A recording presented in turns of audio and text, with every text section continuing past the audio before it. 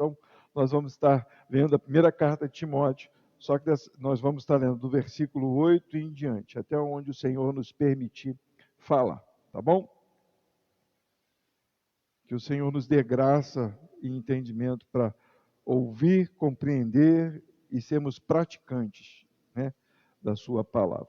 Diz assim: sabemos, porém, que a lei é boa, se alguém usar dela legitimamente, sabendo isto, que a lei não é feita para o justo, mas para os injustos e obstinados, né? Aqueles que não querem entender a verdade, não aceitam a verdade, rejeitam a verdade, para os ímpios e pecadores porque não acertam o alvo, eles veem o alvo, mas eles erram o alvo é Cristo, o alvo é o Senhor, para os profanos e religiosos, para os que matam os pais, aqueles que matam as mães, para os que matam os homens, né?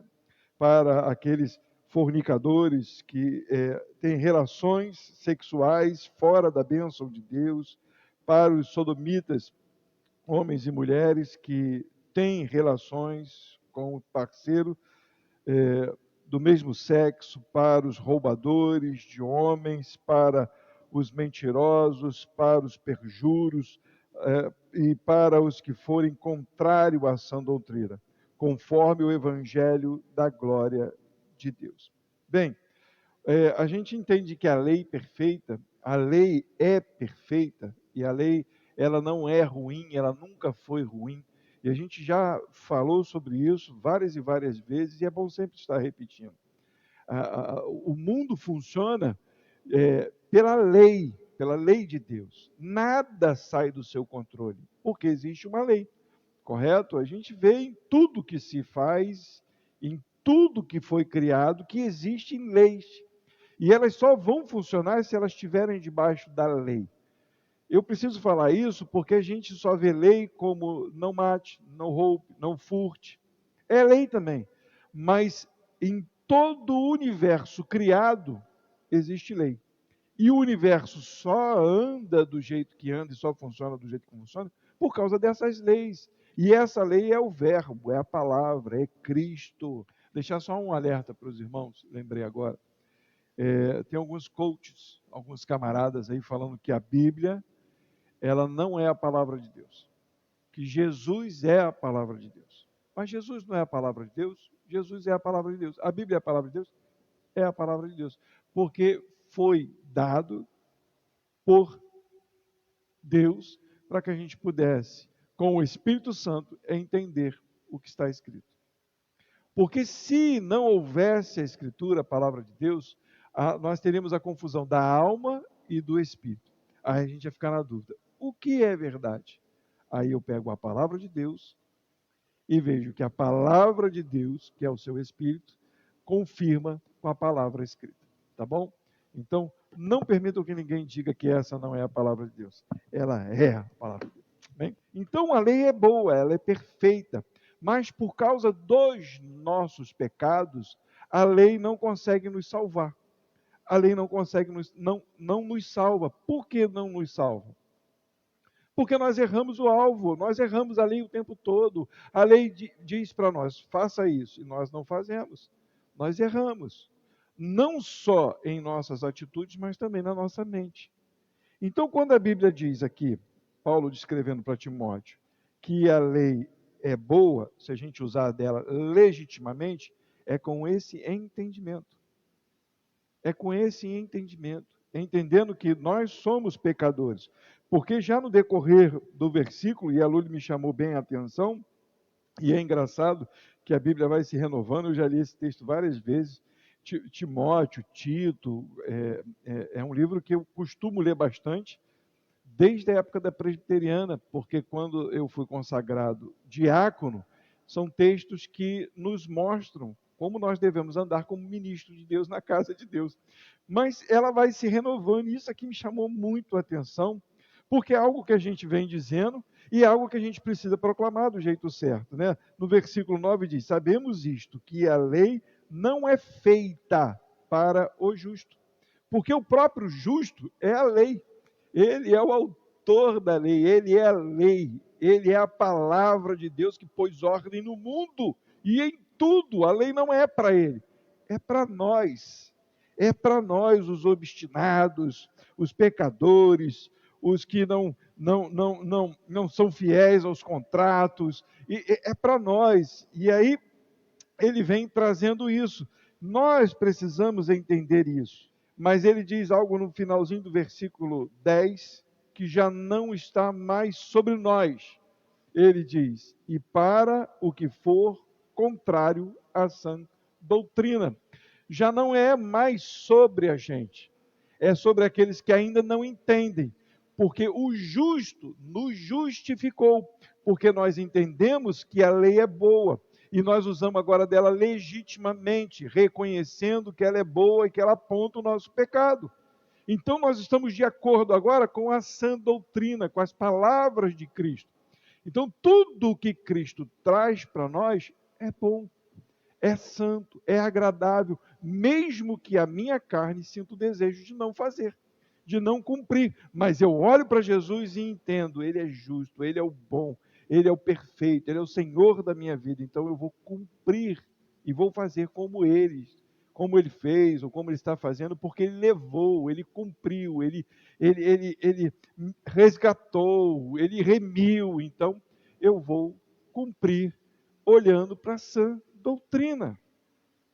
Eu não posso nunca usar da lei legitimamente se eu não olhar para a sã doutrina. Nunca. Eu nunca vou usar da lei legitimamente. Eu vou ser falso se eu disser que a Bíblia, que a palavra que foi dita pelos profetas e pelos apóstolos, ela já não cabe para mim hoje. Para mim hoje já não cabe, o mundo mudou, as coisas mudaram, tudo se modernizou, então nós temos que atualizar a Bíblia, né? Jesus é bom, Jesus é amor, então já não é mais aquele peso, agora é diferente. Não, nós temos que olhar que aquilo que foi dito no passado é o que é dito para nós hoje. A doutrina é santa, ela é perfeita. Então a lei, ela é para esses que não aceitam a palavra de Deus como doutrina verdadeira. Se alguém diz não é bem assim, esse é contra a sã doutrina. Ele pode vir na igreja, pode cantar muito bonito, pode falar muito bonito, pode se arrumar muito bonito, pode não ser esquecido igual o pastor, pode ter uma igreja lotada, mas se ele deturpa, a lei é para ele, porque está condenando ele, mostrando a ele que ele é um miserável pecador, porque não aceita a palavra de Deus. A gente entende isso tranquilamente? Entende, não entende? É algo fácil da gente poder compreender, porque é algo que nós temos estudado. E ele diz no versículo 11, conforme o evangelho da glória de Deus. E ele não fala que é um evangelho qualquer, ele fala que é o evangelho da glória. Não é da mãe da Cristina, Dona Glória, é o evangelho da glória de Deus. É o evangelho do poder de Deus, é o evangelho que exalta o nome de Deus. É o evangelho que diz Deus é Senhor. É o evangelho que diz que só Deus pode todas as coisas, que Ele pode o impossível. Está nele. Esse é o evangelho. Esse é o evangelho que as pessoas não querem, que as pessoas rejeitam, que as pessoas não querem dar ouvidos. Por que as pessoas hoje estão agredindo os crentes? É engraçado eu ver algumas reportagens, e me perdoem, sempre eu falo isso, mas eu não lembro a cidade, não lembro onde foi direito, porque a minha intenção não é ficar trazendo às vezes informações, eu preciso trazer a simplicidade da palavra. Então, é só procurar lá que vocês vão achar. No Prime Gospel mostra muito essas informações. Em algum lugar dos Estados Unidos, um pessoal comunista fez algumas declarações numa praça, e aí um povo evangélico foi lá depois e glorificou a Deus naquela praça, e encheu aquela praça de crente, e aí eles souberam que os crentes estavam lá fazendo louvor e adorando a Deus, e foram lá para quebrar tudo. mas segundo a reportagem, eles não conseguiram derrubar o culto que estava sendo feito. Que mesmo que houvesse agressões, por estar tão cheio, o culto continuou, alguma coisa desse tipo, e ainda houve uma conversão de um comunista que estava lá. Tem até o vídeo dele lá chorando, o pessoal orando por ele, aquela coisa toda. Mas o que acontece hoje? As nossas palavras, elas têm sido como agressão. E não é para agredir, é para alertar, é para orientar, porque Deus não vai deixar de ser Deus. As leis de Deus não vão parar, elas não vão encerrar, elas vão continuar eternamente. Porque tudo funciona debaixo da lei de Deus. E se nós não observarmos, nós seremos condenados. E é isso que nós pregamos. Mas isso tem causado ódio àqueles que não querem cumprir e não querem ouvir a sã doutrina. Por isso que essa guerra na política de feministas e comunistas, e cada dia nasce uma coisa diferente para ir contra quem? Contra Deus. É contra essa doutrina, é o tempo todo, tudo é contra Deus. Você liga a televisão, tem alguém falando mal de Deus, com piadas, com alguma coisa para insinuar, qualquer coisa, tudo é contra Deus. Tudo.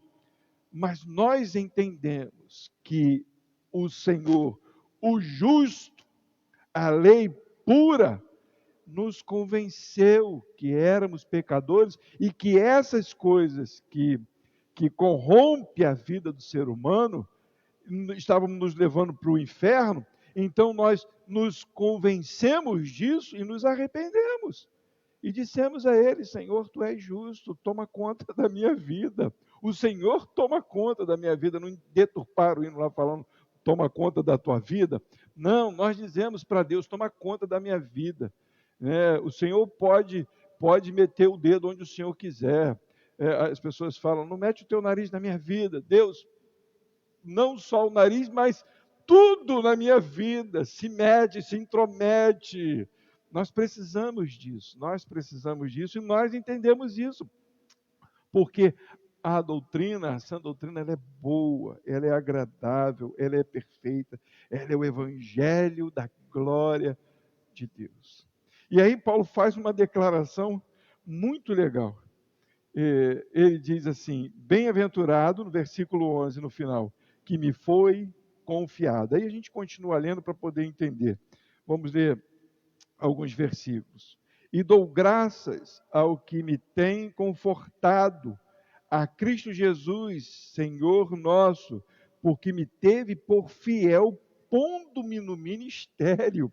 Isso é lindo demais. E aí ele continua, a mim, que dantes fui blasfemo e perseguidor e injurioso, mas alcancei misericórdia porque fiz ignorantemente na minha incredulidade. O que Paulo está dizendo aqui é que ele louva ao Senhor e ele é muito feliz, porque bem-aventurado é uma pessoa muito feliz por algo que aconteceu à sua vida, e ele é muito feliz porque, sem merecer, o Senhor permitiu a ele ser um pregador da palavra. A gente precisa ter isso no nosso coração. Eu fico imaginando, e quando eu falo assim, imagina o apóstolo Paulo. Eu não estou dizendo que ele é mais santo que ninguém, não. É porque quando eu olho para a minha vida e para o que eu faço, eu não posso nunca me comparar a um apóstolo Paulo. Esses camaradas tomaram pedrada, foram escarnecidos e tantas coisas fizeram com eles, e eles se alegravam em continuar pregando o evangelho. E às vezes qualquer coisa que acontece com a gente quer bater, quer matar, quer sair correndo. O que aconteceu com eles é essa coisa maravilhosa da graça. Eu acho isso lindo. Eu não quero falar mal de um retiro que tem, não quero falar mal, mas eu quero que a gente entenda uma coisa. Tem um retiro, uma coisa que o pessoal faz, que é para mostrar para a pessoa como que os crentes são perseguidos, como que os crentes são perseguidos. E aí, quando eles chegam lá, eles passam fome, passam um monte de coisa, e aí mandam eles negar Jesus, tudo uma encenação para mostrar como é que é. Aí o pessoal volta de lá deslumbrado, aquele negócio todo, pá, tá legal. Mas a hora do vamos ver é a hora do vamos ver, porque só vai permanecer aquele que tem o Espírito de Deus. E só o Espírito de Deus vai nos dar autoridade para continuar no meio da confusão, porque é impossível que a gente tenha força para combater qualquer coisa na carne, simplesmente porque a gente aprendeu, simplesmente porque a gente foi no retiro. É impossível. Se o Espírito de Deus não estiver em nós, atuando na nossa vida, nos dando força até para morrer pelo nome do Senhor, nós não morremos, nós negamos. Isso é a maior verdade, não adianta. Eu vou morrer em nome de Jesus, estou aqui prontinho para morrer em nome de Jesus. Mentira, ninguém está.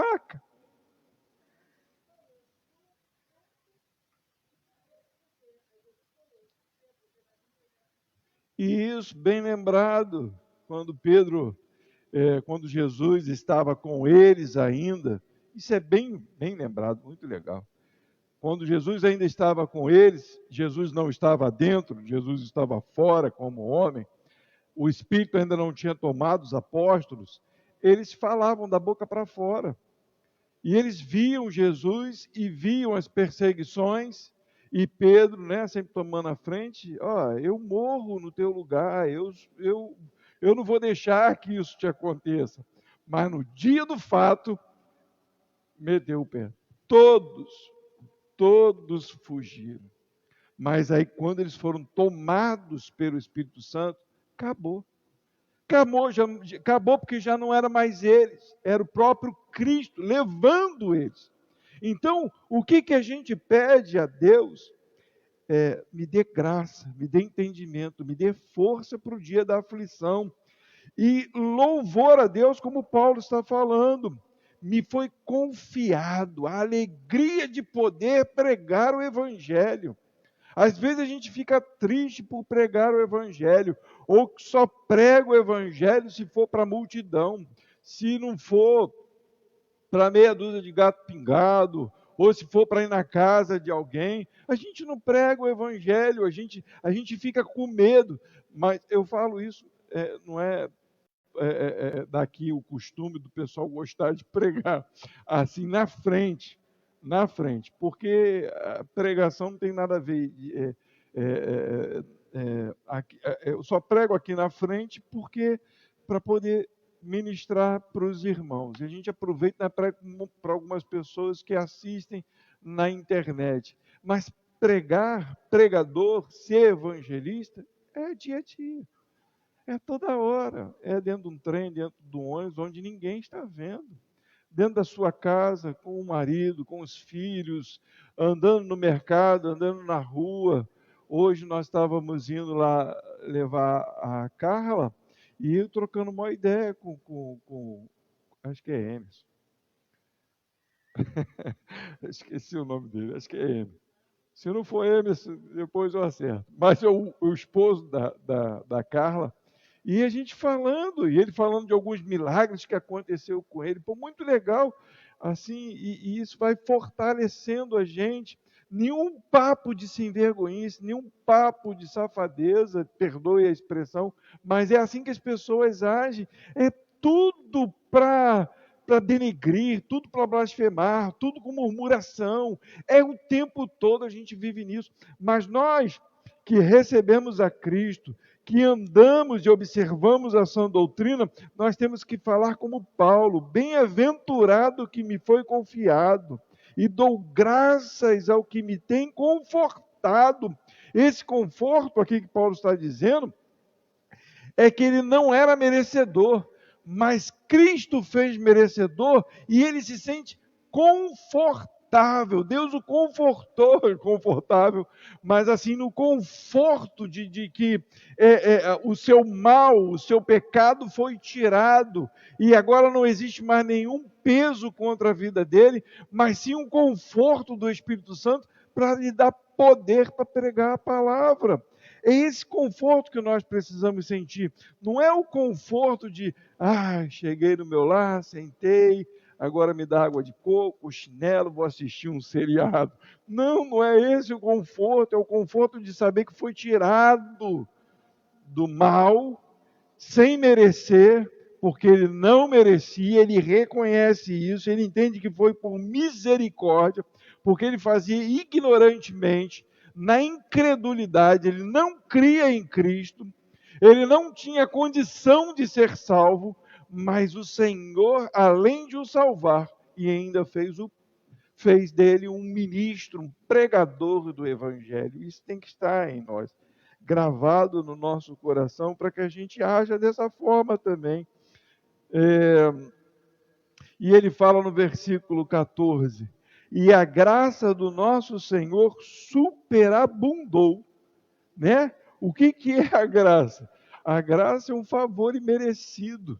Ele está dizendo que eu, que não merecia e deveria ir para o inferno, a graça de Deus foi superior à minha condenação, me dando graça e salvação.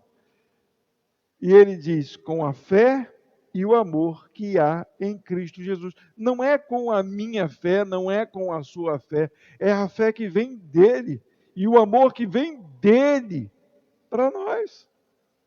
É a mesma coisa que eu falei para os irmãos na questão de ir pregar o Evangelho e ser confrontado. Nega Jesus? Se o Espírito, a fé, o amor de Cristo estiver em nós, nós não vamos negar. Nós vamos até temer, com medo, porque morrer é um troço que ninguém conhece, quem está vivo, né? Não sei se alguém conhece como é que é morrer, ou alguém enfiar uma faca, ou alguém degolar, ninguém conhece. Mas a fé, o Espírito, toma as nossas vidas, que até morremos por Ele. Isso aqui foi o que Cristo fez e é o que Ele está declarando, superabundou, a graça superabundou com a fé e o amor que há em Jesus Cristo. Não está em nós, no ser humano, nessa carcaça, não tem fé, não tem amor, não tem, se não vier dele, não tem. É um amor fingido, é uma fé falsa, é um amor de mentira, é um amor de troca, é um amor de idolatria, faz de coisas ídolos e diz que é amor. Né? Agora os bichos se tornaram mais importantes que os seres humanos. Não estou falando que não deva cuidar de bicho, estou falando não. Quem gosta de cuidar se apega, mas não pode nunca ser um filho. Não pode, pelo amor de Deus, pela graça de Jesus, já pensou? Amo mais meu cachorro do que meus filhos. Que isso? Versículo 15 diz assim: esta é uma palavra fiel e digna de toda aceitação. Ela é fiel e digna. São duas palavras que não faltam na palavra de Deus, que são verdadeiras. Fiel e digna, porque vem de Deus, vem dele. Se é fiel, há fidelidade em cobrir. E se é digna, é porque nunca foi indigno, nunca descumpriu e é sempre certeiro, e é sempre correto, e não faz nada fora do eixo, vamos dizer assim. E ele diz, fiel e digna de toda aceitação, que Cristo Jesus veio ao mundo para salvar os pecadores, dos quais eu sou. É o apóstolo Paulo. Eu volto a dizer, não estou falando como se o apóstolo Paulo fosse o santo, né? Como se o apóstolo Paulo. Não, mas olha o camarada dizendo, eu sou o principal. E aí chego eu e digo assim, eu não sou tão pecador assim. Venhamos e convenhamos. Quem somos nós? Mas o apóstolo Paulo matou cristãos. O apóstolo Paulo perseguiu a igreja. Mas na mesma medida em que ele perseguiu, ele foi perseguido até a morte. E nós não temos essa capacidade, nem um terço. Mas eu volto a dizer, isso é algo que vem de Deus. E nós devemos pedir a Deus coragem para pregar o Evangelho. E ele fala que sou o principal, versículo 15, o pior dos pecadores. Versículo 16, mas por isso, olha, por isso o quê? Por ser o principal pecador. Por ser o principal pecador, eu alcancei misericórdia. Para quê? Para que em mim, que sou o principal, o pior dos pecadores, Jesus Cristo mostrasse toda a sua longanimidade para exemplo dos que haviam de crer nele para a vida eterna. Ele está dizendo, eu fui feito exemplo, o pior dos piores. O pior dos piores. Eu fui feito exemplo. Exemplo para quem? Para aqueles que vão crer. Não é para o mundo. É para quem vai crer. Por que para quem vai crer? Para que também tenha coragem de dizer, sou pecador, quem me lavou foi Cristo, e agora essa doutrina está em mim. Ele me salvou, Ele trouxe vida a mim. Porque o mundo não crê, o mundo acha que isso é besteira, é idiotice, é maluquice, é doidice, é burrice, e tantas outras coisas mais. Mas o que Cristo fez por Paulo, que se considera e que era o pior dos pecadores, foi mostrar a sua longanimidade. O que é isso? Ele podia ter fuzilado Paulo no dia que matou Estevão. Está matando meu servo? Calma aí, acabar contigo. Ele teve uma paciência em esperar o dia da sua conversão. E não só isso, mas Deus foi tratando Paulo, até que ele fizesse a primeira viagem, depois da sua conversão, há 14 anos, depois. Deus foi tratando Paulo, foi moldando Paulo, foi trazendo estrutura para Paulo. Isso é para a gente entender que ninguém vai fazendo as coisas da noite para o dia. Né? Às vezes a gente brinca, você, não, fala agora, fala aí, vai orar, coisa e tal. Mas é só para despertar. A gente não tem autoridade de dizer, você tem que fazer. Não, porque quem faz isso, essa autoridade, é Deus quem faz. Ele move, ele toca, ele pega a pessoa que não é para ser e coloca onde ele quer que esteja. Para quê? Para exemplo de outros, para que outros vejam. E vejam o exemplo de salvação. Não é para o cara ficar contando aqui porque eu matei, porque eu adulterei, agora eu sou o cara. Não, eu fiz coisas horríveis, mas a graça superabundou e agora eu estou aqui para exemplo, para mostrar que aquilo que não presta, Deus faz prestar. Amém. Para mostrar que a graça, vou repetir do jeito que você falou, para mostrar que a graça não tem limites nem pré-requisitos. Que coisa linda. Não tem como, é coisa que de Deus, não é coisa de homem. Nós servimos a um Deus que é dono e senhor de todas as coisas. Nunca esqueçam disso. Nunca esqueçam disso. Nunca se vangloriem. Sempre se humilhem diante de Deus. Sempre, sempre, sempre, sempre. Você imagina o Criador de tudo. E aí você, qual foi? Agora eu sou assim com o cara. Toma conta da tua vida. Que Deus toma conta da nossa. Vamos lá. Ai, Jesus. O 17, eu só vou ler ele, mas eu não vou comentar ele, porque eu quero fazer um apanhado de alguns versículos que tem na primeira e na segunda carta de Timóteo, e aí a gente vai falar sobre eles. Mas diz assim, ora, ao Rei dos séculos, imortal, invisível, ao Deus único, sábio, seja a honra e a glória para todos sempre. Amém. E a gente continua, está num tempo legal? Vamos lá. Versículo 18, 19 e 20. Ele diz assim, este mandamento te dou, meu filho Timóteo. É mandamento de Paulo, não é mandamento de Cristo sobre a vida de Paulo para Timóteo, porque Paulo não está tomando nenhuma atitude para escravizar Timóteo, porque algumas pessoas fazem de nós escravos, né? Faz isso, honra teu pastor, se você fizer isso, se você disser para o teu pastor, onde você trabalha, quanto você ganha, o valor do dízimo que você tem que dar, a oferta que você tem que dar. Se você disser isso, você vai ser honrado. Não sai do teu emprego, não. Primeiro você me consulta. Não é isso que Paulo está falando. O mandamento que Paulo está dizendo para ele, para Timóteo, é o mandamento de tudo que ele acabou de dizer, de que a sã doutrina, aliás, que a lei é boa, de que a fé vem de Deus, de que Paulo é exemplo, para que ele mostre para as outras pessoas estas coisas. Então ele fala: este mandamento te dou, meu filho Timóteo, que segundo as profecias, entenderam?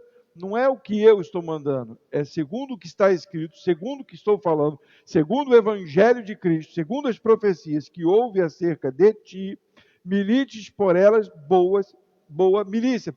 Que profecias são essas? Nós falamos na semana passada, e vou só repetir, não vai precisar abrir. Provavelmente o que aconteceu com Timóteo foi o que aconteceu com Paulo e com Barnabé, e é o que acontece com a gente. Hoje a gente não percebe tanto as coisas de Deus por causa das coisas que têm acontecido. Parece, e a gente sente, que é como se o Espírito Santo estivesse saindo do mundo, estivesse sendo apagado do mundo. Lembra uma passagem, e para que fique bem gravado na mente de vocês. Antes do dilúvio, a terra enche e a iniquidade vai aumentando. Deus já está de paciência esgotada. Isso com as minhas palavras, né? Mas ele olha e diz: o meu espírito não atuará mais no ser humano. Porque eles não ouvem, porque eles apagaram a minha palavra, eles apagaram a minha lei, eles não ouvem a minha lei. Vou exterminar a raça humana. Nós estamos nesse limite de Deus. O Espírito de Deus é como se ele estivesse sendo arrancado. Então não se ouve mais como se ouvia antes a voz de Deus. Então, essas profecias que vieram sobre a vida destes homens, como Paulo e Barnabé, o Espírito Santo diz: separa para mim Paulo e Barnabé para o serviço aí, para o ministério que eu tenho para a vida deles. Eles foram enviados para poder pregar o evangelho ali na Ásia. Quando Paulo conheceu Timóteo, provavelmente o que deve ter acontecido, o Espírito Santo deve ter falado com Paulo: separa esse menino aí que ele vai trabalhar junto contigo aí, ele é um pastor, né? Nós recebemos a revelação de que seríamos pastores. Depois a gente foi entendendo. Essas coisas acontecem. É porque algumas igrejas elas têm medo de falar isso. Geralmente as igrejas tradicionais têm medo de falar essas coisas. A gente não pode sair falando de qualquer jeito, porque também chega na igreja pentecostal, tudo é revelação. Chega na igreja tradicional, nada é revelação. Aí a gente fica no meio termo. O que faz com essa leitura aqui? Joga fora? Não posso, está escrito. A gente tem que ser comedido com as coisas. Então houve profecias, houve revelação acerca de Timóteo, como houve com os apóstolos, acerca daquilo que eles deveriam fazer, e há. Só que hoje está sendo difícil ouvir, por causa dos nossos pecados, por causa da iniquidade que tem operado. Por isso a gente precisa voltar para Cristo. Então Paulo está dizendo para Timóteo: escuta o que estou te mandando, ouve o que estou te mandando, e agora lute com armas, porque milícia é armada. Não é isso que tem aqui no Brasil, né? De quererem comandar as coisas aí e fazer as bagunças que fazem. Não, mas estar munidos com armas espirituais para combater os falsos crentes, para combater aqueles que vão contra a sã doutrina, em cima daquilo que foi revelado a você. O que foi revelado a Timóteo? Que ele era um pastor e que ele deveria exercer bem esta função, aonde ele estivesse. Então Paulo está dizendo para ele: briga, batalha, não tenha medo, em cima das profecias que falaram, lute, não deixe de lutar. Isso foi falado para quem também? Foi falado para Gideão. Isso foi falado para quem também? Foi falado para Josué. Tem de bom ânimo, esforça-te, ser corajoso. Por quê? Porque ele ia enfrentar lutas. Claro que naquele tempo era no braço, mas mesmo sendo no braço, era para que o nome de Deus fosse glorificado. E hoje não é no braço, hoje é na palavra, e não nossa, mas na palavra de Deus, para que o nome de Deus seja glorificado, para que o evangelho da glória seja exaltado, o evangelho da glória de Deus. É isso que Paulo está dizendo para Timóteo. E no versículo 19 ele diz assim: conservando a fé e a boa consciência, a qual alguns rejeitaram e fizeram naufrágio na fé. O que é fé? Fé é fundamento. Um fundamento que veio de Cristo a nós. Fé é dom de Deus. Deus nos deu a crer. Por que a gente crê que Jesus é o Senhor? Pela graça, pelo amor, pela fé. É impossível crer. Nós já pregamos sobre isso. É impossível ser salvo. Por que é impossível ser salvo? Porque nós não cremos. Então, Ele deu fé para crermos. É fundamento, é a base. Mas Ele não diz só para ter fé, Ele diz para ter uma boa consciência. Porque se eu tenho fé em Deus, e quando vem as coisas para tirar-me da direção, eu tenho que ter a consciência firmada em Deus. Porque quando eu começar a desviar, a consciência tem que piscar. Opa, está indo para o lugar errado, está fazendo errado. Não é assim não, volta. A boa consciência é essa, porque a má consciência é aquela, não tem nada a ver não, né? Qual o problema? Essa fruta é tão bonita, ela parece que vai me dar conhecimento. Ah, não é bem o que Deus falou não, né? A consciência estava ali, porque Eva disse para Satanás, Deus falou que no dia que a gente comer, a gente vai morrer. A consciência já está acusando, correto? O fundamento está ali, não faça. E a Eva entendeu, Satanás, Deus disse para não, aí Satanás jogou a semente, ela falou, não manteve uma boa consciência e caiu e comeu a fruta. É isso que Paulo está dizendo. Por que Paulo está dizendo isso para Timóteo? Porque vão entrar alguns que vão deturpar essa doutrina e que vão falar que isso não tem nada a ver, qual o problema? Deixa na igreja. Não tira não. Deixa assim mesmo. E aí você está ali, meu Deus, Deus falou diferente.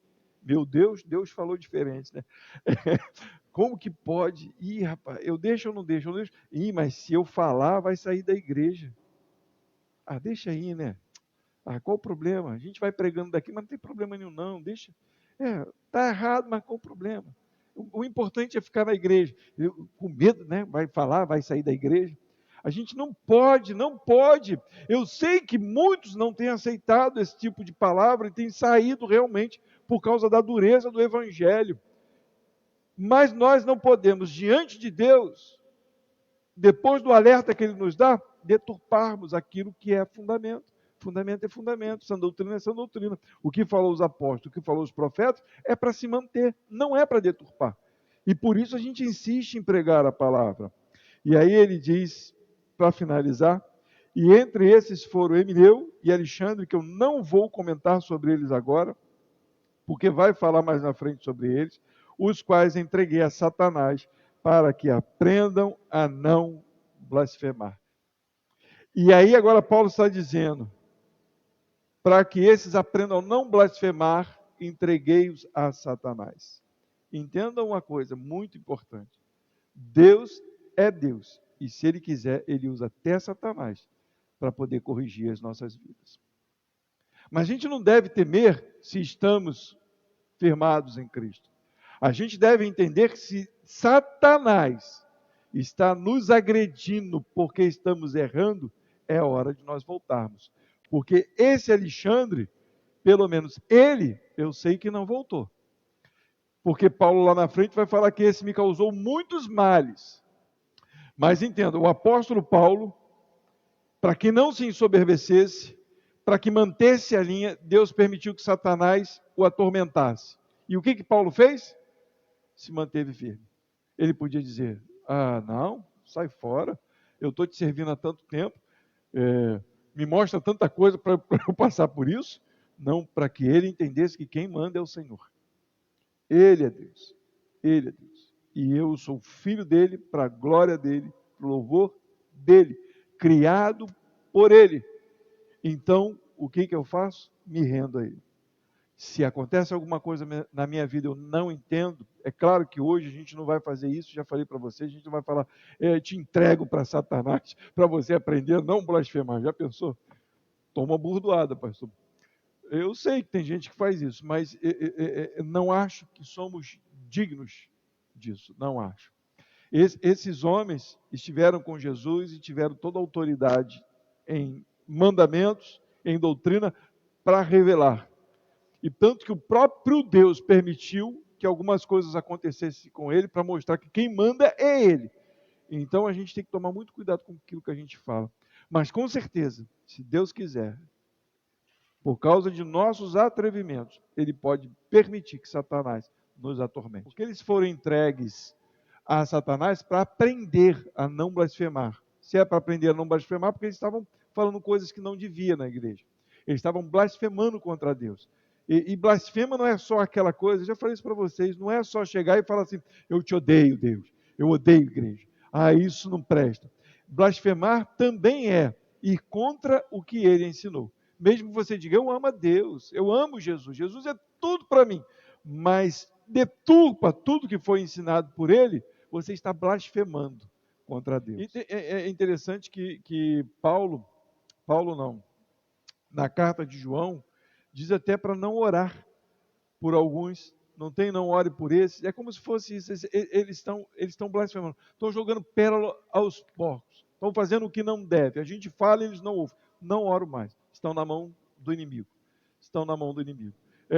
essa passagem que ela citou é bem interessante, porque estava no tempo da arrogância de Pedro, está andando com Jesus, estou ali, né, com Jesus, estou vendo Jesus, amo Jesus, vou fazer tudo por você, Jesus, morro por você, Jesus.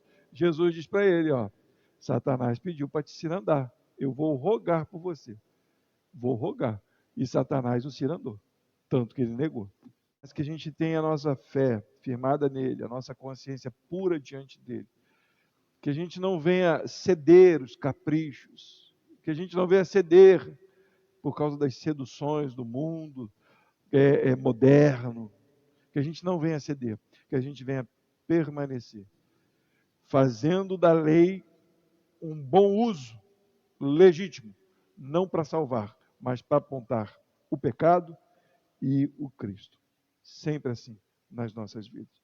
E teremos uma vida de temor, de retidão, de graça diante de Deus e dos homens.